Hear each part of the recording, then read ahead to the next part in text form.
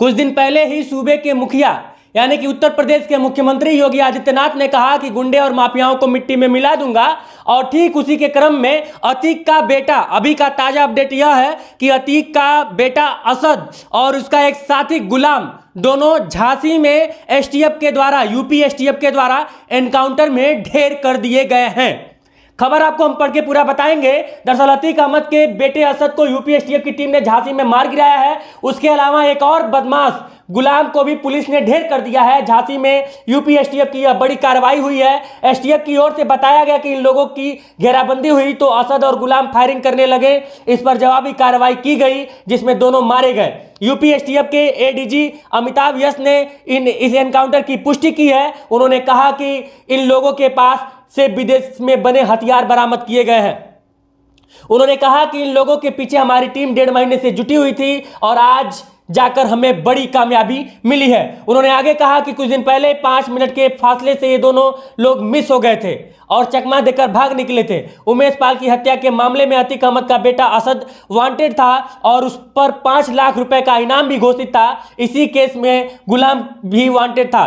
अतीक अहमद के 5 बेटों में से असद तीसरे नंबर का बेटा था। यह सारा कुछ अभी थोड़ी देर पहले की यह घटना है, यानी कि अभी फिलहाल का जो अपडेट है वो ये कि अतीक का बेटा असद और उसका एक साथी गुलाम दोनों के दोनों मिट्टी में मिल गए हैं। मिट्टी में मिल गए हैं यह बात मैं इसलिए कह रहा हूं क्योंकि कुछ दिन पहले ही उत्तर प्रदेश के मुख्यमंत्री ने बड़े ही सख्त लहजे में सदन में यह बात कही थी कि गुंडे और माफियाओं को मिट्टी में मिला दूंगा।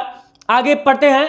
अभी का जो अपडेट है अब तक का आपको पता है कि अतीक अहमद को साबरमती जेल से यूपी शिफ्ट किया गया है और उनकी अदालत में पेशी चल रही है। उमेश पाल केस में अतीक अहमद फिलहाल प्रयागराज की अदालत में है और इस बीच झांसी में यह बड़ी कार्रवाई की गई। अतीक के अलावा उसके भाई अशरफ को भी अदालत में पेश किया गया है। बता दें कि कभी खौफ का पर्याय रहा अतीक अहमद इन दिनों सरेंडर मोड में है। बुधवार को तो उसने यहां तक कहा था कि मेरा परिवार तबाह हो गया और मैं भी धीरे धीरे मिट्टी में मिल रहा हूं।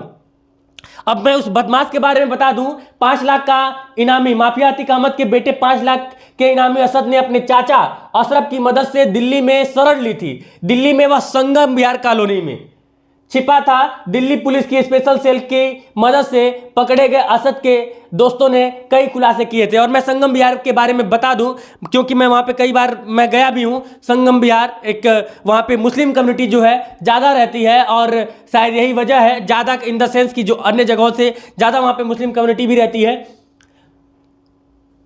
ये जो सारा कुछ रूट मैप था कि हत्या करने के बाद किसको किस रास्ते से भगाना है वो सब कुछ असद ने तय किया था। उमेश पाल हत्याकांड के बाद असद अन्य शूटर समेत 9 रास्तों से ये सब भागे थे। साजिश में हुए ये रास्ते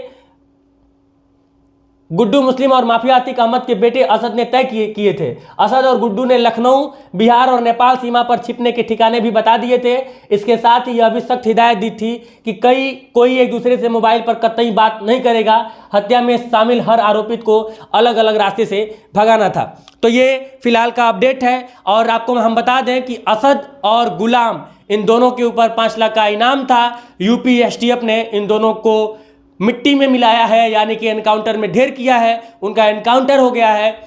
काफ़ी दिनों से उत्तर प्रदेश पुलिस को इन दोनों वांटेडों की तलाश थी और कुछ दिन पहले, अब यहाँ पे सबसे बड़ा जो मुद्दा है वो यही है कि कुछ दिन पहले मुख्यमंत्री योगी आदित्यनाथ ने सदन में कहा था कि गुंडे और माफियाओं को मिट्टी में मिला दूंगा।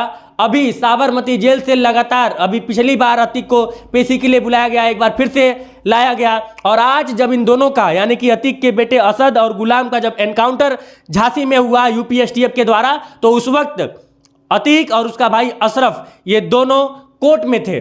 कोर्ट में इनकी पेशी होनी थी उमेश पाल हत्याकांड के मामले में। अब हम अगर बात करें उमेश पाल के माताजी का, तो उमेश पाल की जो माताजी हैं वह इस एनकाउंटर पे सिर्फ अभी इतना कही है कि ये आधा इंसाफ है, पूरा इंसाफ मिलना बाकी है। बाकी अतीक अहमद से जुड़े हर अपडेट हम आप तक पहुंचाते रहेंगे। बने रहिए इनसाइड भारत टीवी के साथ। जय हिंद।